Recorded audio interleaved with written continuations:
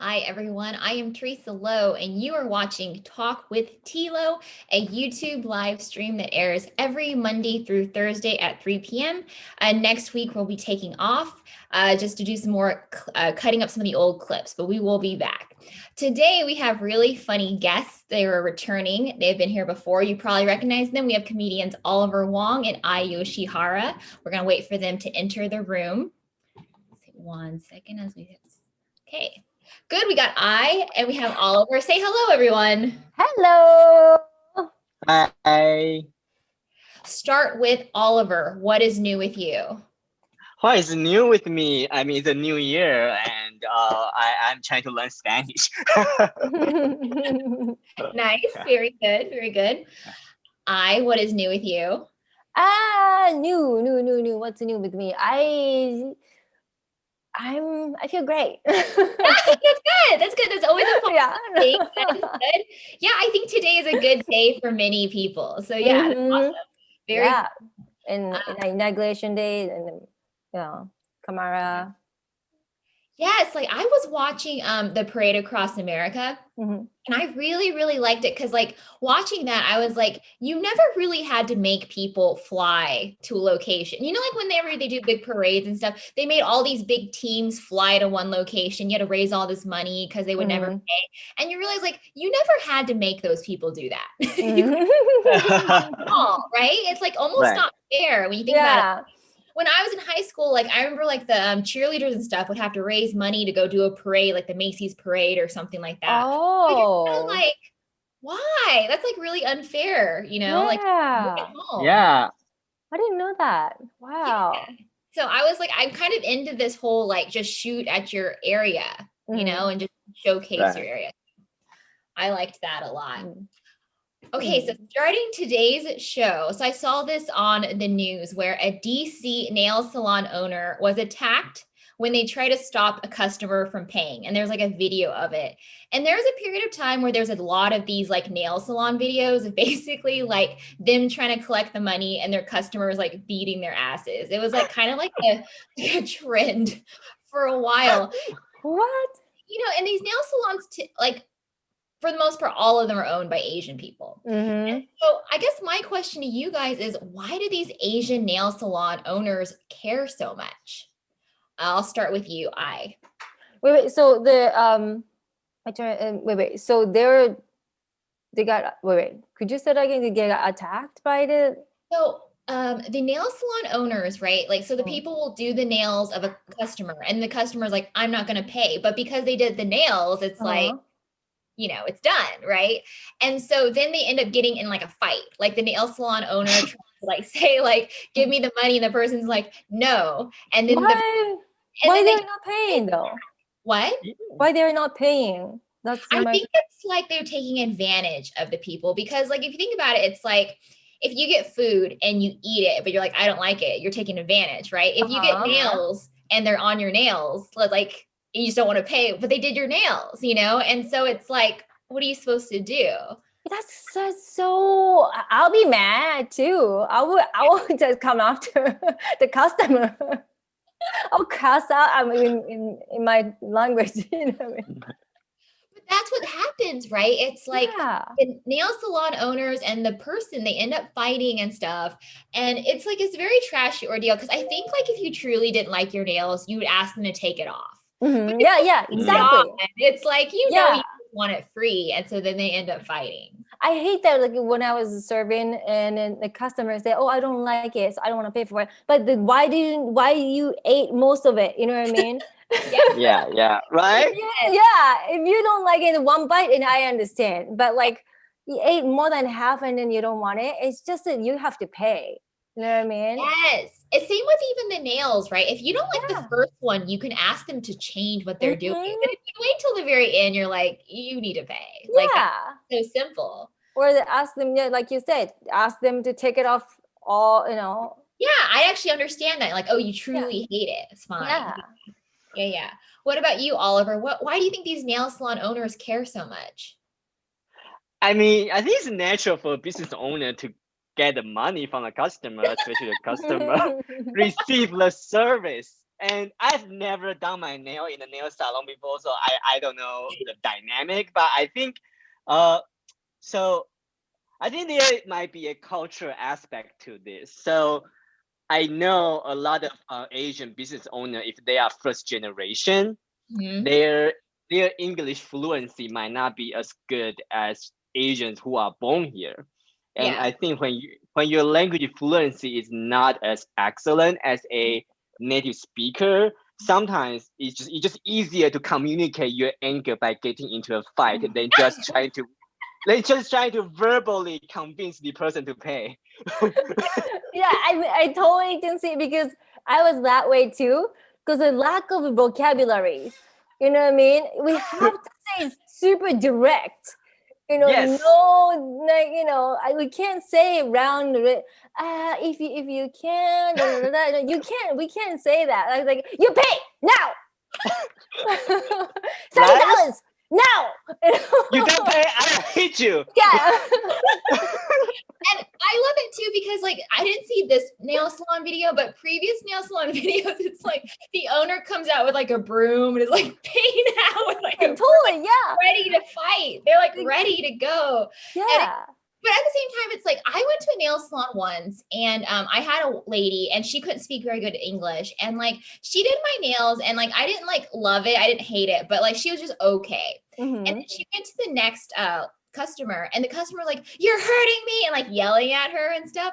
And I was kind of like, okay, I know for a fact that that lady is probably not hurting you, but this lady was really like abusive to the nail salon person. So I was kind of like, I don't know what it is about people who pay to get their nails done. I feel like a trash factor, and I don't know why, because it's not particularly cheap. Like it just seems kind of like trashy people always get their nails done. Yeah, some ladies, like they want to save money. I think also, if you are racist, why do you go to go to nail salon to get nails done? Why don't you ask your friends to do friends to do it? And because if you don't want to pay, or if you don't want to if you being mean to not to pay, it's just the worst things to do. So I wonder if there's like a class aspect to it as well. Like I think like I was a server as well, and then some customers, not every customer, but some customer who are more wealthy, they can feel like, oh, I'm here to be served, and I have the right to patronize you. And I don't know if they kind of dynamic is also played out in the nail salon as well. Yeah. It makes sense, because if you really think about it, like every time I've ever gotten my nails done, it never looked that much better than what I can do myself. Are they just going to nail salons for the pampering feeling, and then they're disappointed when they see their nails, and they're like, why does it not look that much different? Because it doesn't really look that much different than when you just cut your own nails. Like, I'm like, why would you pay $60 for that? Or even more, like I'll be hearing people paying like $200 for like a manicure. I'm like, why? It just, I don't get it. But I guess it's an experience, but it's like, it doesn't look different. I think that's like, I don't really get it. And then it's funny thinking about nail salon racism, because I saw it, this was years ago, but since nail salons typically are Asian and typically is first generation. So this white lady was like advertising, we speak English over here. Basically was like, oh, we're white over here. What a bitch. Like, but I was kind of laughing, because I was like, well, okay, you might be able to speak English, but you're probably going to pay 5 times what you pay in the salon. So I was like, whatever. People are that you have to pay more. And it's interesting, because all 3 of us sound like we have restaurant experience. Like, did you guys ever feel like people were ruder to you because you're Asian, or do you think that people are just rude in general? I would say rude in general, but I'll start with you, Oliver. So I work in an Asian restaurant before, so customers know what they are getting into, so they know they are coming to it. I mean, it's a high-end dim sum restaurant, so I mean, it's not like just it's not a mom and pop style restaurant. So I think if you are a a sensible person and then you go to an Asian restaurant, you would think, okay, most of the servers probably would be Asian because it looks authentic Asian. So those customers, I think they are not particularly rude to me, but because like I say, they know they are going to a high-end Asian restaurant. Yeah. What about you, I loved it because I worked for the sushi restaurant. So I love serving people a little like upper middle class, not or because they don't care. They're not rude. They're not like they're not rude, but they're super nice. And then but they pay. And when I say, oh, I have to charge this for that and that, and they say, oh, okay, it's okay. Just give me that. You know, they're very easy to serve.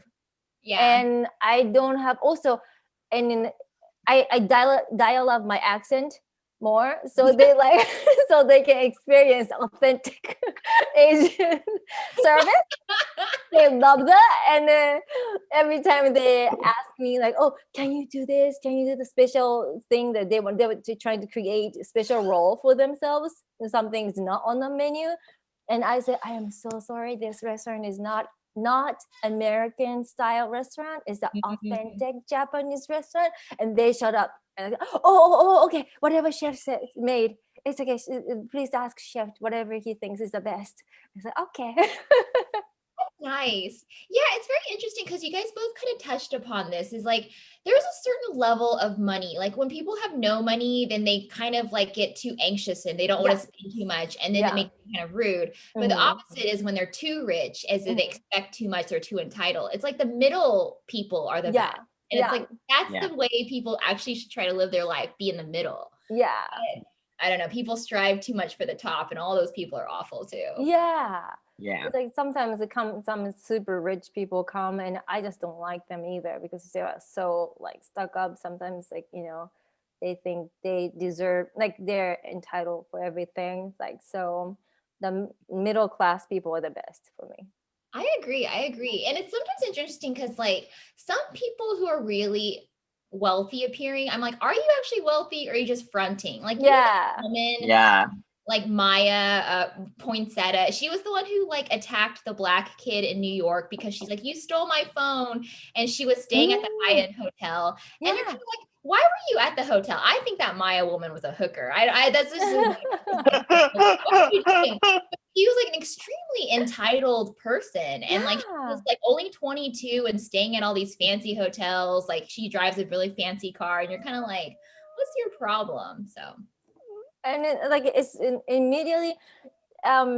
immediately she blame others instead of she misplaced her phone, but it's just oh, he must stole my, you know, she didn't think that it might be her fault, you know what I mean? And it's just like this, I see a lot you know, blaming others. And why would you lose your phone in the first place? Right?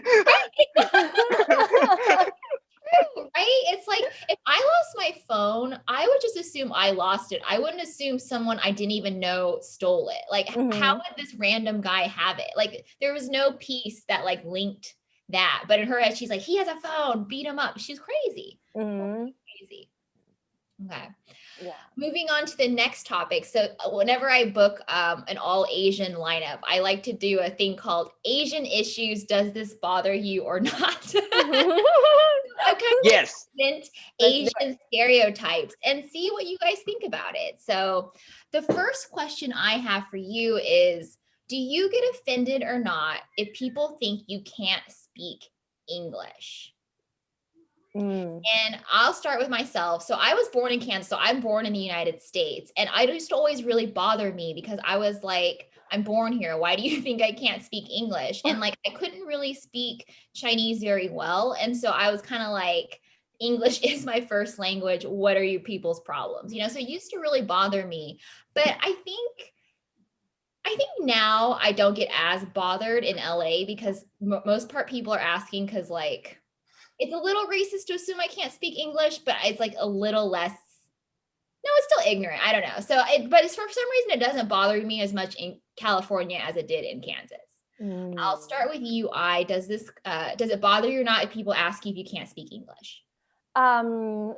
Yes, but it bothered me most was like sometimes like it's usually older white men come up to me and he said all the Asian words he knew. You know what I mean? Like konnichiwa, ni hao ma, like annyeonghaseyo, and all the mix it up, you know. And then he's hoping that one of the word is my first language. You know, like why don't you ask me who I know what nationality I am first, then say right Asian word to me, you know. It was just that bothers me more than anything else. Yeah, no, that makes sense. You know, I used to bother me a lot too when people do, because people did that to me as well. But then I saw one time someone went up to my dad and they were like, "Ni hao ma," and then my dad was like so excited that like someone could try to speak Chinese to him, and so I was like, "Oh, he's excited about it." So now I feel kind of bad being offended by it. So I was trying to change my mindset. But I was like, it used to bother me so much. Oh yeah, I think maybe because I'm from not from here, and my English was so bad, and when someone tried to speak Japanese to me, it made me like, oh, the person trying to be accepting me and more, you know, trying to be friends with me. So I was more like I was happy. Oh, cool. Someone trying to Yeah, because I never felt no matter how long I've been in the United States, I always feel like I'm an outsider. Some American people always make me feel like, oh, you know, you're not welcome here. You're, you know, go home, go back to your country. That attitude, and that makes me really sad. But some people are very welcoming. So yeah, the language thing is just that makes sense. Yeah. What about you, Oliver? When people think you can't speak English, does that bother you or not? Yes, it does. I mean, because if they think you cannot speak English, they would underestimate you. Oh, that's like true. They would think you are less than. But what bothers me more is when I try to speak English to them, and I think my English is okay, but still you can hear there is an accent to my English. So what bothers me more is that when they know I'm not from here, and then they try to ask me some silly question, like my coworker, he's an American, and then he asked me, "Oh, do you know Coldplay?" And I was like, "Yes, I'm not from here. I'm from Taiwan, but Coldplay is internationally famous, so of course I know Coldplay. Like, why would you ask me that question? Why would you assume I'm ignorant? You know what I mean?" You know what's funny?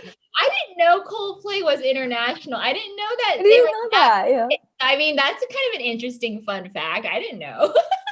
Yeah, like I don't like people ask me questions based on their assumption of who I am. Yeah, that makes sense. No, that makes sense. Yeah, I guess that's like, well, kind of like the main thing it sounds like we're kind of getting at is it's like, where are they coming from with their assumptions? Like, are they trying to be a dick, or like, you know, what's the vibe? Is like they're welcoming or not? So yeah, it all makes sense. Yeah.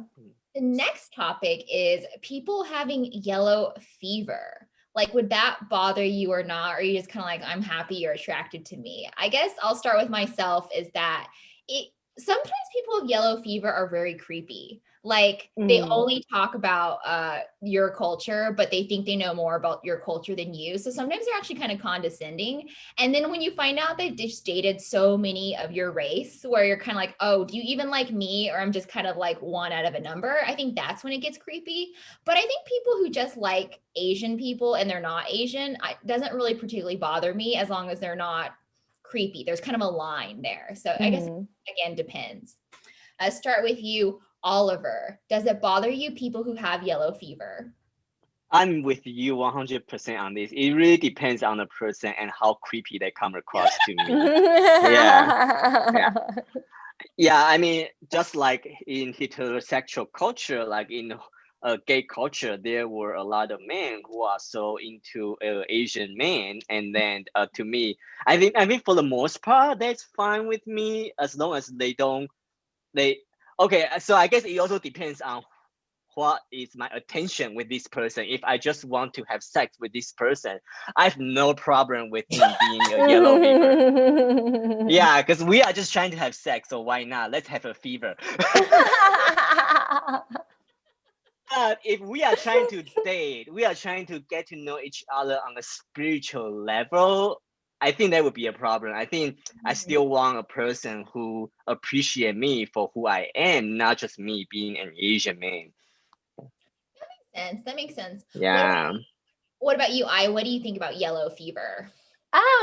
Because it's changed over the years. When I came to America, I didn't speak much English, right? So someone who has yellow fever, and also like the same thing is like if I'm attracted to the person or not. Like, yeah. But it's okay. Yeah, if I'm attracted to him, yeah, that's okay. But I think it's because when I didn't speak English and someone who has interest in Asian people, Asian culture, those people also interested in my culture too. Yeah. Actually, they know a lot of my culture. So it's like sometimes like even though I'm speaking broken English to him, but he's also trying to learn Japanese or trying to learn my culture. So it's like a mutual common thing. And in the middle, we're trying to understand the attitude was the same, trying to meet in the middle. So it was, I didn't bother, the yellow fever people didn't bother me. Then when I start speaking more English, more I speak English, more I get annoyed by people, The more you can speak English.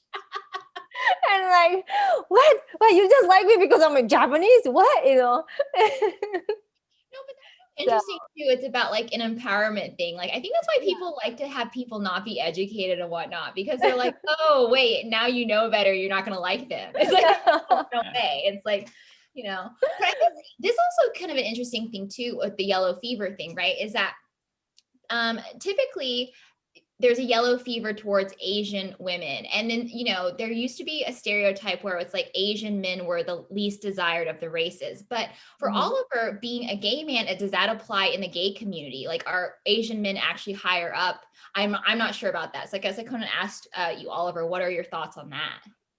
So there have been a lot of conversation about this issue in gay culture. And I would say maybe in 5 or 10 years ago, yes, gay Asian men are not perceived as attractive as other races. But I think right now the attitude has changed. At least that's from my observation. I think right now Asian men are really appreciated by a lot of men. I don't know if it's because of the culture's change, or maybe on the media, TV, movies, we are seeing more and more Asian men. They are portrayed charismatic and handsome, not just like in the past. Asian men are always portrayed as nerdy, weird, isolated, Yeah. So I think the conversation has changed, and I like the change. Same way where it's like, even the yellow fever, it's like, yeah, when those guys are creepy, but at the same time, it's like, I knew that like some other women, like for instance, white women used to get jealous of me because they're like, oh, men like you because you're Asian. And I was kind of like, what a bitch. But I actually think that was true. Like there's like a jealousy going on because like people kind of know also that a lot of people have yellow fever towards women. I don't know if you experience that, where it's like, because you're Japanese women, men would just go crazy. I don't know. Yeah, it's just, I think because of I think men just love Asian women's like, soft demeanor, we're not, doesn't come off so strong. So, but I was told I was dating, he was Persian American guy. It was his dream to date a Japanese girl. And he said, I crushed his dream. Because he thought I was like, nice Japanese girl, like a geisha, kind of submissive. And then once we start dating, like, I'm like a monster, it's like the weird stereotypes about like Asian people and their bodies, which is kind of the next question I wanted to ask you about, is because there's the stereotype that Asian men have small penises and Asian women have small vaginas. What are your thoughts on Asian genitalia? Start with you, Ai Yoshihara. That's it. For women, it's true. I have small pussy. Yes. I have tight small ones. Yeah, so so that was a gift. But I don't, because being honest, I never dated a Japanese guy before. Oh, okay. I dated an Asian and a Japanese American, but he grew up here. So he's a 6 foot tall and he was more, American built. And then, Asian guy grew up in Asia because of a diet, I think. My generation, especially, like they're skinnier, and so it didn't mean that I ignored. I never dated Japanese guy or Asian guy from Asia. No, one guy I did, but yeah, I didn't really. So I can't really tell. I can't really say that that's true or not. So people always ask me, "Hey, so is that true? Asian man's dick is small?" But I'm sorry, I can't prove that it is the truth. That makes sense. What about you, Oliver? Let's see if you can answer this question for us. Yeah. Well, as an Asian man, let me show my. Yes, prove it, Oliver. Do it for science. Yes. I don't want to generalize, but as an Asian man, and of all the dicks that I see in my life, I would say yes, Asian men's penis tend to be a little smaller, not always. I guess it's just in the gene. And I think the issue is not just the size of the dick, but the meaning we given to the size of the dick. Like we always think like a bigger dick means more powerful, means more attractive, and the smaller dick means not as attractive, means not as powerful. And I think maybe that's where the issue of beauty standard come from. Like, why do we think bigger dick is better? I don't know. I mean, maybe for women, maybe, I don't know. But I think for gay sex, bigger dick not necessarily is better. And then why is a big dick means more powerful and attractive versus a small dick? And just like, like in Asia, people, a lot of straight men, they would think they want their girlfriend to be thin, to be white, because that is the beauty standard in Asia. But in America, there would be a different story. I think here, some people would like their girlfriend to be maybe toned or maybe a little tanned and stuff. So there's a different beauty standard. Like that's how we perceive body differently. But I'm not saying which standard is right, which standard is wrong, but I'm just saying the same logic can also be applied to the size of the dick. Yeah. I also think like big doesn't mean it works. You know what I mean? Right. I heard small dick is stay hard longer. Oh. Yeah. So yeah, I one time had to do an article, and basically it was saying I think the average penis size is actually like around 5 inches, but people all think that everybody needs to have these 8 to 10 inch penises, but it turns out most people are in this like perceived small range when really that's like actually what is considered normal. And also I don't know if 10-inch dick will fit me either. I'm scared. It's like I don't know. So I think it's like kind of what Oliver said about like we have this weird concept that bigger is better, but really no, not really. It's just like whatever. And I guess going still on the topic of penises, penises in Asia tend to not be circumcised, right? Like, what's the story there? Like in Japan, for instance, do men get circumcised or uncircumcised? Okay, I think they're circumcised. Oh, they are. I think so. Oh, I didn't know that. Yeah, and most of them, I think Asian men, because I never accepted the Asian guy from Asia, so I don't know, but I think it's circumcised. Oh, what about you, Oliver, in Taiwan? I don't know, but I believe most people are circumcised for sanitary reasons. Oh, okay. Yeah, because I know that like in Europe, they do not do that over there. So I guess, Oh, really? yeah, and I assumed that Asia was also uncut because I know Americans typically cut and Jewish culture typically cut. And then I posted this on YouTube, and then all these people were like, oh, Muslim culture also cuts. But so I guess I assumed that Asian culture was uncut. So this is like new to me. Yeah, I'm not sure. I have to do some field research. Back to us. I need to know this question. Yeah, so I guess I just assumed, but okay, so they are typically cut in those two countries at least. So that's very interesting. Okay, very cool. Next topic I want to ask you guys is, what are your thoughts on the idea that Asians should only date other Asians? And for instance, like this is like sometimes like outspoken Asian celebrities will talk about race, and then they'll find out that their boyfriend or girlfriend is white, and people will give them all this crap like, oh, you're not really down with your own people because you're not with another Asian person. And so it seems kind of like counterproductive to tell someone you have to date within your own race if you're trying to get them to be like open to being open in America, right? But what are your thoughts on it? Because some people get really, really upset about interracial dating, especially with Asians. I guess I'll start with my own thoughts as you guys think about it. Like, I think that it's kind of a dangerous thing to tell people stick within your own race. It's kind of like we all fought to kind of do whatever you want, whether you want to go your own race or not go your own race. So to tell someone like you're bad to your people because you went to another race seems counterproductive, because then we're going to start segregating ourselves.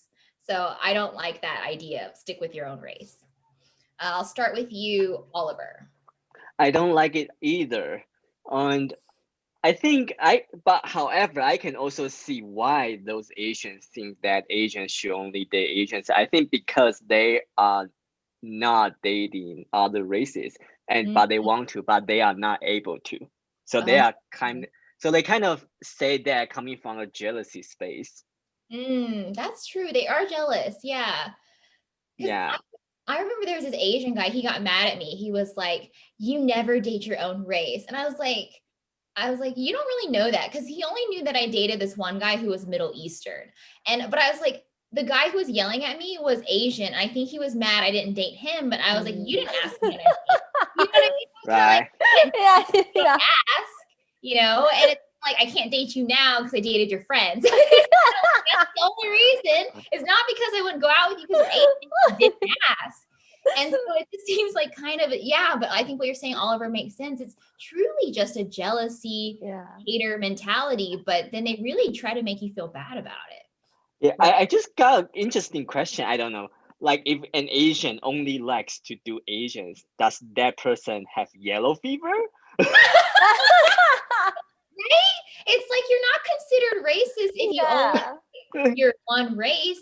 And also that comes back to it too. If you're just attracted to whatever you're attracted to, you can't change it. So whenever society tries to shame people to be like, I don't like this race, or I like this, or what, but it's kind of like, you can't emotionally try to blackmail someone to like something they don't like. And I don't like it when people try to do that. And I see that happen all the time, but it's like, if you have a preference, you just have a preference. Yeah. What are your thoughts, Ai, on Asians only dating other Asians? I think that's stupid. I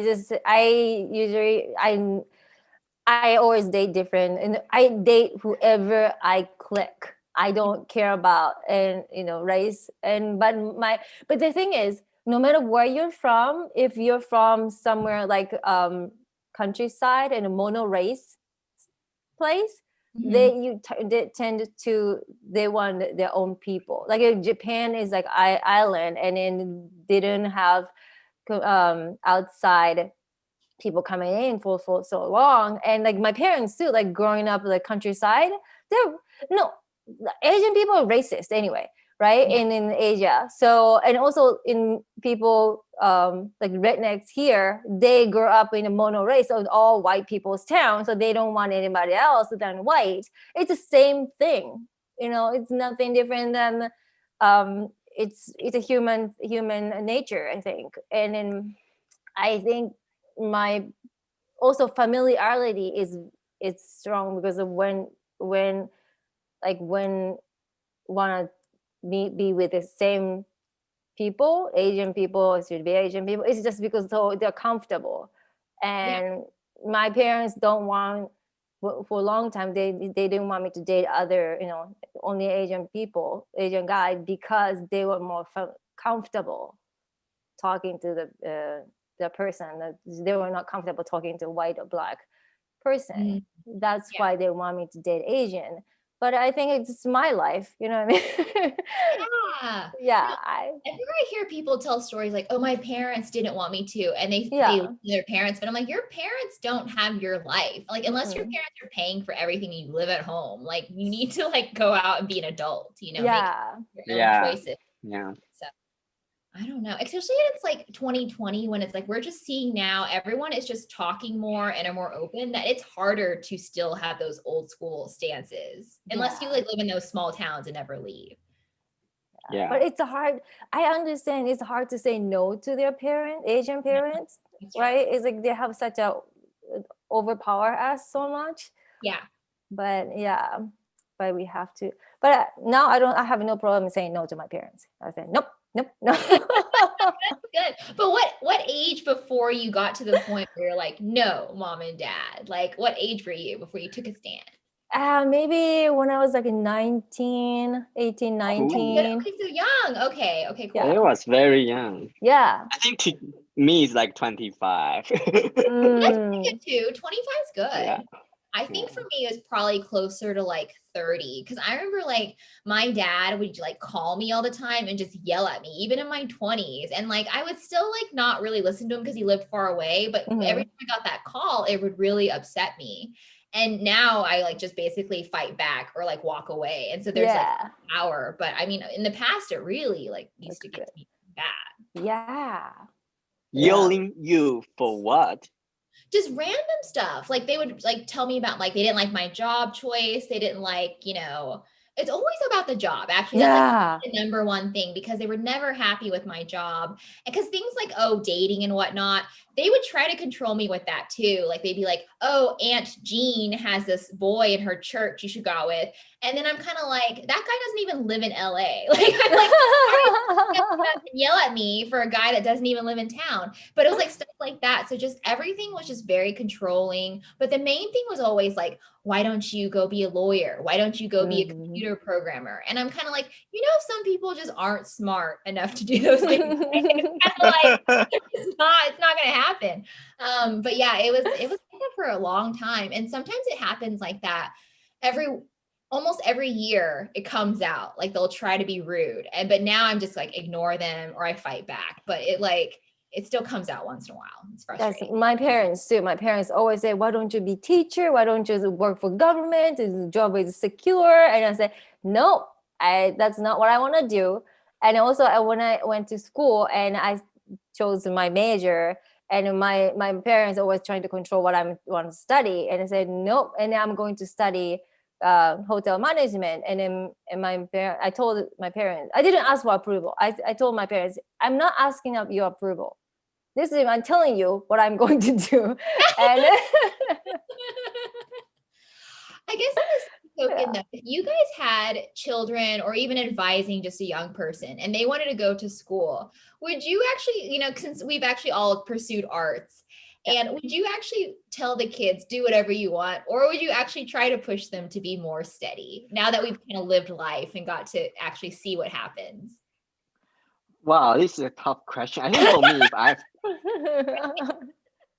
if I have a child and then he or she wants to pursue art, okay, I will fully support.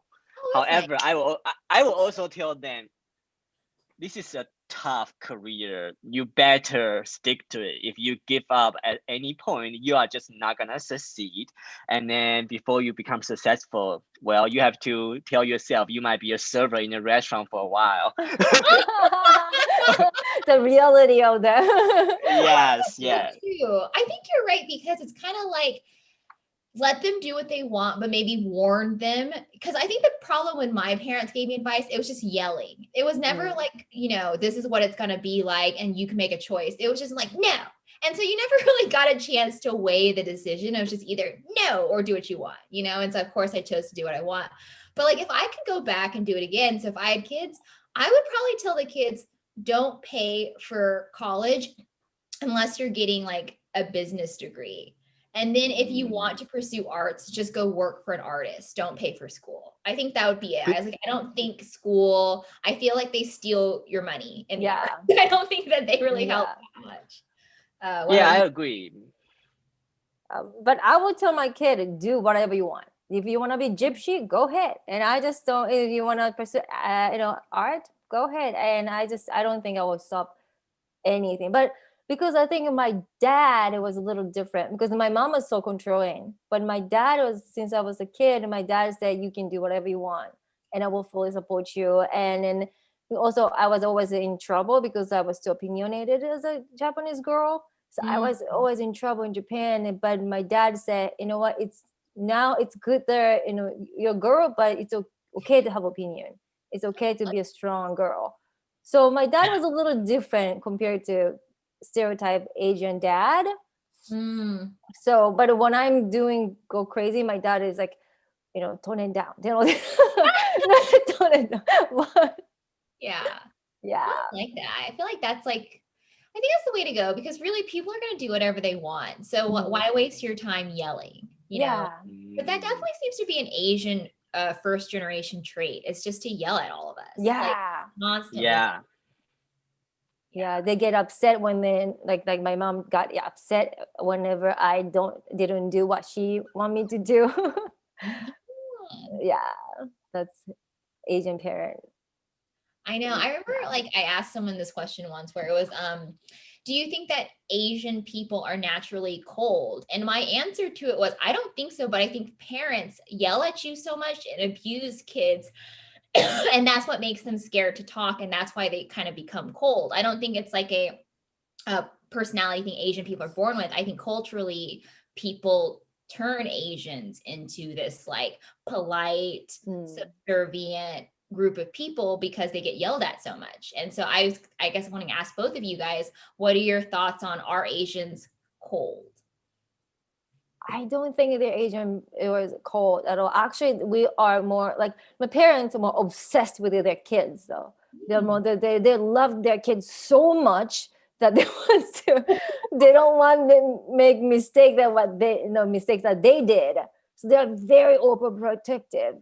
And also they show their love with the action, not with their words. So actually like my dad doesn't say much, but he always did before. And, I even asked like, that's the Asian way of love.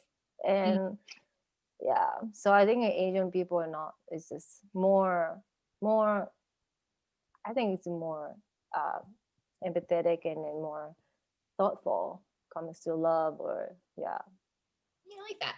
What about you, Oliver? What are your thoughts? I think in general, Asian culture is a repressing culture, but it does not mean we are cold. We feel a lot of emotions. But I think if you are an Asian born in Asia, you are being taught to repress your emotions. And then if you are an Asian kid who was born into a first generation immigrant family in the United States, you probably will also be influenced by that repressing culture from your parents. But I think if you are second generation or third generation of Taiwanese immigrant here or Asian immigrant here, I don't think you would be as cold. But when I say cold, I don't mean you don't have emotions. I'm just saying you have a lot of emotions, but your upbringing is telling you that these emotions are bad for you, so you should not have those. No, I agree. But it's not true. Yeah, because I think so when I was a kid, for instance, I used to chat a lot. And then I had a teacher who told my dad, he was like, or she was like, Teresa likes to chat with all her classmates. And I think she meant it in a positive way. But my dad went home and he hit me. He was like, you shouldn't talk so much at school. You need to be polite. You need to study. And like in his head, he was like, oh, I'm teaching her to be a good student. But he was repressing my actual personality. And so after that, I was like, scared to talk at school. I was like scared to be around the teacher. I was like just scared, you know? No. And so when I got older, I had this kind of nervous anxiousness to me because like I wanted to be outgoing, but I also was like scared of it too. I was like, oh, if I'm not perfect, I'm gonna get hit, you know, and like no one's gonna hit me, but that was just kind of like what was ingrained in me as a kid. And it took me a really, really long time to get over the idea that people don't want you to be perfect, and people also want you to talk to them and connect and whatnot. But I was like actually physically punished for that. And so I just, yeah, it was like a strange thing. So when Oliver said repression, I was like, yes, that's exactly it. It's like my personality was not cold, but I was definitely like, ooh, like yeah. just, Me too. I got hit by my mom a lot. Like everything, like yeah. I still remember when I was 5 or 6. I was a really confident kid, but my mom thought it was like it's not good because she trying to make me humble. So every time I say something, I'm confident, she just slapped me in front of neighbors or friends. Yeah, and then that made me so shy, and it made me sheltered, and it just keep everything inside. And me too. It took me for years to be myself again. yeah. So because my cousin and I talked about this. We're like, we almost had to take a decade to unlearn the abuse that was taught as kids. And that's why I almost think in a way, like sometimes you're not really an adult until a certain amount of time, just depending on what your background was. Because I was like, when I was 18, I may have been like, maybe I had skills, but I didn't have confidence. It took me so long before I was finally just confident to be myself. And then you realize, like, really in American society, confidence matters more than skills. Yeah. Yes, exactly. Exactly. Like, it amazes me. It's like, and then, you know, the whole thing, like, when I was younger, I always would blame things like, oh, it's because I'm Asian or whatever. But looking back, I was like, no, I just wasn't as confident, because now I'm like less skilled and capable, but way more confident. And I was like, I'm doing way better in life. And so I was kind of like, hey, maybe that's the secret. It's like, yeah, mad at white men, but I don't think it's because white men, I think it's just because they're more confident. Like no mom tells a white boy, don't be confident, you know? Right. Exactly. Like Oliver, you as a boy, were they telling you to be polite and whatnot, or are they kind of like more open with you because you're a boy? No, I mean yes, it's definitely be polite. But what I was gonna say is I remember in class from elementary to college, like when I was in Taiwan, our education system doesn't really encourage students to speak up confidently about their thoughts. So when I first came here to the United States, and the professor will ask a question, and I was shocked that, oh my God, all these American students, they are so eager to answer professor's question. Because in Taiwan, if a professor asks a question, silence. Nobody will raise their hand. It's silence. So I was like, oh my God, this is such a big difference between Western education and Eastern education. Like America is like teaching students to, hey, you need to speak up with confidence so people will listen to you. But in Asia, I think we are being taught you need to hide away. You need to not be the center of attention. So it's such a different mentality. Yeah. Out of the two, I guess, which do you think is better long term? See, it's so. Oh, are you asking me? Right? Yeah, both of you guys. Out of Eastern or Western? I guess I'll start with you, Oliver. I think you know your answer. Oh wow! I think it depends on where you live. If you live in America, or you better do the American way. Yeah. Yeah, but I think there is a value to being humble. I think so. I mean, being humble does not mean you need to sell yourself short, but it just means you know your limitations. You recognize you are not perfect. Yeah. Yeah. That makes a lot of sense. And you know what's interesting is that what you're describing in Taiwan is almost they're making everybody an employee, or like basically that, making everyone an employee, versus in America, they try to tell everyone you're the boss, you're the leader, but not everyone can be that. And so it's like, if you're not the alpha, but you're raised only alphas are good, if you're the beta, you're never going to be happy either. So it's like you kind of have to teach people both ways, and their personality needs to pick, you know, because there's really only one Jeff Bezos and then thousands of employees for Jeff Bezos. But in America, they tell you if you're not Jeff Bezos, you're a loser. You know what I mean? Yeah. You know, like that. Versus like if Jeff Bezos went over to Asia and everyone's like used to just listening to him, like they'll all be happy. And so, yeah, I think what you're saying makes actually a lot of sense. It depends on where you are. Yeah. But also, like, what's your personality type? Yeah, that's a good point. What about you, Ai? What do you think? Which is the better way? I think, yeah, like Oliver said, it depends on where you live. Because if you in Japan, is the same way. Kids won't raise their hands to answer. The teacher literally said, "Okay, number 49." You know, today is you know, then literally the teacher have to point out someone to make answer. So like it's like if. But someone who I had a classmate, one kid, he was like so eager to answer every question, and he got bullied.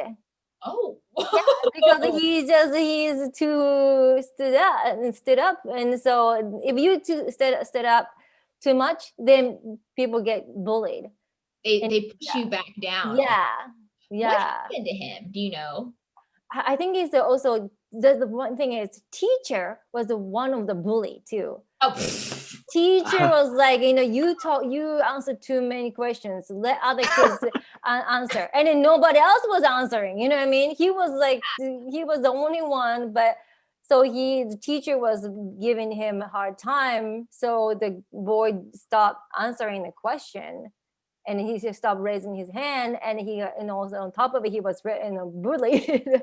So yeah, it was not good for him. So depends on where you live too, because in America, if you know, American kids are so, yeah, I have felt the same thing too. Well, American people wants to answer a question, go ahead. You know, I was always like, didn't know the answer. Let the American people answer the question. And yeah, it's just so interesting too about the American culture about everyone needs to be their own boss and whatnot. And it's like, some people don't want to, you know, and it's like some people do just want to sit back and not answer and let everyone else answer, you know. It's like sometimes that's cool, you know, but we're not taught that that's okay.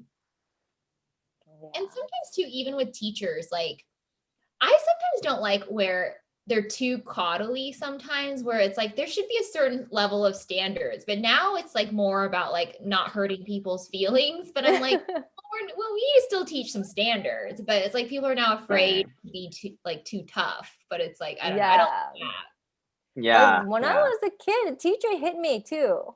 I don't remember how many times my teacher slapped me. Oh my God. You must go to a really terrible school. Public school. Do they do that now, or has it changed? Do you know? It's changed. It's been changed. Like if the teacher is, slap kid, oh my God, the parents will like, it'll be a huge problem. Yeah, like in Japan is like copying and following America. Everything America does, Japan does it, and all the mistakes. Yeah, it's just now it's people getting divorced and in domestic violence is a lot in Japan. So, yeah. That's interesting. Yeah. Yeah, I guess even when I was younger, so I'm 36. And so when I was in school, they weren't allowed to hit you there, but it wasn't weird for parents to openly like hit their kids. Like if, for instance, when my dad hit me, like when I was a kid, if I had told another parent, they would be like, yeah, that's what they're supposed to do. Like it was common for parents to like hit. So I don't think now though it's common. Like, I don't think parents are even allowed to hit their own kids in their own home. Yeah. Like, Yeah, But yeah. yeah. What about you Even all? white parent. Wait, I was like, are you saying even white parents will hit your kid when you are a kid? When I was a kid, yeah, because like the town I grew up in was mostly white. And so it was just common to be like, oh, that kid's mouthing off, just hit him, you know? And so it was like the standard of just everybody gets slapped around. But because it's standard, it wasn't weird. Like everyone just did. Huh. I mean, I've only been hit by my dad for one time, and that one time was when I was complaining the high school math test was too difficult. Hey, Oliver, you are so lucky, man. You have like a white parent. I have white parents. Yeah. I want to just going back to what Teresa was saying about the teachers here might need to have a standard, because I do notice that American teachers or American college professors, they tend to be overly nurturing. Yes. Yeah, too nurturing. And like that's why kids are out of control sometimes, I feel like. You know? Well, And also, they always want to encourage students, like even students submit a shitty assignment, the teacher will still be like, oh my god, you did a great job. Yeah, no, it's true. And then they're getting rid of things like standardized tests and whatnot. So it's like there's no standard anymore. You're like, okay, like you don't know if this A at this school is the same as this A at this school. And you're just putting everyone in the same college. But you're like, wait, you're getting rid of the SAT. How are you supposed to know like what this person actually knows, what this person, you know, it's like they're just getting rid of stuff. It makes no sense. Right. Yeah. And then it's kind of funny thinking about like the coddling thing, because I briefly was a teacher at this private school, and the school, each student paid so much in tuition. So you're kind of, as a teacher, paid to coddle them. And but the problem is that they didn't know how to do anything, where I was kind of like, if I give them an A, they don't know how to do anything. So am I actually hurting them? But then it's like, if I gave them a bad grade, they'd be like, I'd get in trouble as a teacher. What? Like, yeah, because they're like, oh, you're hurting that kid's self-esteem. And I was like, oh, okay, here's an A. You know, it's like, what about the kid? His essay was like as good as, and I mean, deserve A or just did not just deserve B? an A. I don't even think they were at a C level. Like they weren't even to the point, like, you know, a simple essay, which is like so basic, is like 5 paragraphs and could be chunky sentences. They couldn't even do that at this school. It's like, but this school, it was like a private school for kids who basically flunked out of regular school, but their parents are rich. So they would pay to go to this school, and then everyone's grades would just miraculously go up. It's because they were just coddled to get A's. But they didn't know how to do anything. It was really sad, where I was like, are you kids going to go out into the workforce because you can't do anything? And then if you go to college, you can't do anything. So it was like they weren't being prepared to actually live. Wow. Right. It was kind of sad, where I was like, okay. Yeah, I think it's almost like some parents are afraid to their kids to get hurt, and also like they want to be their kids' friends. You know, and it's like, yeah, I was like, they're your parents, no, they're your kids' friends, but they're almost afraid they're kids. Like, so that's why kids are out of control, I feel like.